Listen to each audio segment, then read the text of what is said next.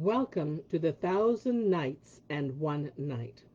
Now, when it was the 135th night, she said, It hath reached me, O auspicious king, that the chamberlain eunuch cried to the old woman, I know neither slave girl nor any one else, and none shall enter here without my searching him according to the king's command. Then quoth she, feigning to be angry, I thought thee a man of sense and good breeding. But if thou be changed, I will let the princess know of it, and tell her how thou hinderest her slave girl. And she cried out to Taj al-Muluk, saying, Pass on, O damsel. So he passed on into the vestibule, as she bade him, whilst the eunuch was silent and said no more. The prince counted 5 doors, and entered the 6th, where he found the Princess Dunya standing and awaiting him. As soon as she saw him, she knew him, and clasped her to her breast, and he clasped her to his bosom. Presently the old woman came into them, having made a pretext to dismiss the princess's slave girls for fear of disgrace. And the Lady Dunya said to her, Be thou a doorkeeper. So she and Taj al-Muluk abode alone together, and ceased not kissing and embracing, and twining leg with leg till dawn. When day drew near, she left him, and shutting the door upon him, passed into another chamber, where she sat down, as was her wont, whilst her slave girl came into her, and she attended to their affairs, and conversed with them. Then she said to them, Go forth with me now, for I wish to amuse myself in privacy. So they withdrew, and she betook herself to Taj al-Muluk, and the old woman brought them food, of which they ate, and returned to amorous dalliance till dawn. Then the door was locked upon them, as on the day before, and they ceased not to do thus for a whole month. This is how it fared with Taj al-Muluk and the Lady Dunya. But as regards the Wazir and Aziz, when they found that the prince had gone to the palace of the king's daughter, and there delayed all the while, they concluded he would never return from it, and that he was lost for ever. And Aziz said to the Wazir, O my father, what shall we do? He replied, O my son, this is a difficult matter, and except we return to his sire and tell him, he will blame us therefor. So they made ready at once, and forthright set out for the Green Land and the country of the 2 columns, and sought Sulayman Shah's capital. Then they traversed the valleys night and day till they went into the king, and acquainted him with what had befallen his son, and how from the time he entered the princess's palace they had no news of him.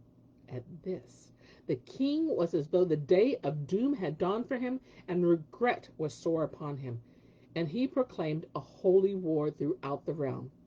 After which, he sent forth his host without the town, and pitched tents for them, and took up his abode in his pavilion, whilst the levies came from all parts of the kingdom, for his subjects loved him by reason of his great justice and beneficence. Then he marched with an army, walling the horizon, and departed in quest of his son. Thus far concerning them, but as regards Taj al-Muluk and the Lady Dunya, the 2 remained as they were half a year's time, whilst every day they redoubled in mutual affection, and love, and longing, and passion, and desire so pressed upon Taj al-Muluk, that at last he opened his mind and said to her, Know, O beloved of my heart and vitals, that the longer I abide with thee, the more love and longing and passion and desire increase on me, for that I have not yet fulfilled the whole of my wish. Asked she, What then wouldst thou have, O light of my eyes and fruit of my vitals? If thou desirest aught besides kissing and embracing and entwining of legs with legs, do what pleaseth thee, for by Allah no partner hath any part in us.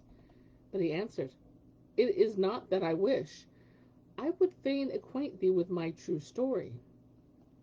Know then that I am no merchant, nay, I am a king, the son of a king, and my father's name is the supreme king Sulayman Shah, who sent his wazir ambassador to thy father to demand thee in marriage from me. But the news came that thou would not give consent. Then he told her his past from first to last, nor is there any avail in a twice told tale. And he added, And now I wish to return to my father, that he may send an ambassador to thy sire to demand thee in wedlock from me, so we may be at ease. When she heard these words, she joyed with great joy, because it suited with her own wishes, and they passed the night on this understanding. But it so befell by the decree of destiny that sleep overcame them that night above all nights, and they remained till the sun had risen. Now at this hour King Shahriman was sitting on his cushion of estate with his emirs and grandees before them, when the syndic of the goldsmiths presented himself between his hands carrying a large box. And he advanced, and opening it in presence of the king, brought out there a casket of fine work, worth 100,000 dinars. For that which was therein was precious stones, rubies, and emeralds, beyond the competence of any sovereign on earth to procure.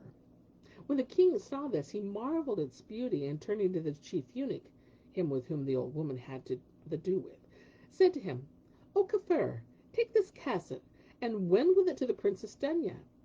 The castrato took the casket, and repairing to the apartment of the king's daughter, found the door shut, and the old woman lying asleep on the threshold. Whereupon said he, "What, sleeping at this hour?" When the old woman heard the eunuch's voice, she started from sleep and was terrified, and said, Wait till I find the key." Then she went forth and fled for her life. Such was her case. But as regards the Epicene, he, seeing her alarm, lifted the door of its hinge-pins, and entering found the Lady Dunya with her arms round the neck of Taj al-Muluk, and both fast asleep. At this sight he was confounded, and was preparing to return to the king, when the princess awoke, and seeing him was terrified, and changed color and waxed pale, and said to him, "O Kafir, veil thou what Allah hath veiled." But he replied, "I cannot conceal aught from the king." And locking the door on them, returned to Shahriman, who asked him, "Hast thou given the casket to the princess?" Answered the eunuch, "Take the casket, here it is, for I cannot conceal aught from thee. Know that I found a handsome young man by the side of the princess, and they two asleep in one bed in mutual embrace." The king commanded them to be brought into his presence, and said to them, "What manner of thing is this?" And being violently enraged, seized a dagger, and was about to strike Taj al-Muluk with it, when the Lady Dunya threw herself upon him, and said to her father, "Slay me before thou slayest him." The king reviled her, and commanded her to be taken back to her chamber. Then he turned to Taj al-Muluk, and said to him, "Woe to thee! Whence art thou? Who is thy father? And what hath emboldened thee to debauch my daughter?" Replied the prince, "Know, O king, that if thou put me to death, thou art a lost man, and thou and all in thy dominions will repent the deed." Quoth the king, "How so?" And quoth Taj al-Muluk, "Know that I am the son of King Sulayman Shah, and ere thou knowest it, he will be upon thee with his horse and foot."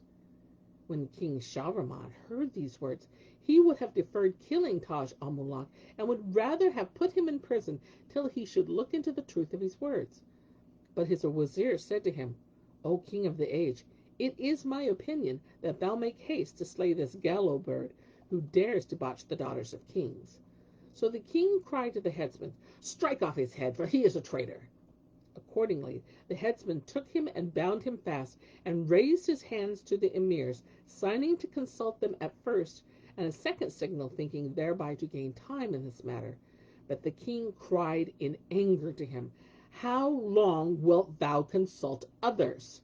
If thou consult them again, I will strike off thine own head."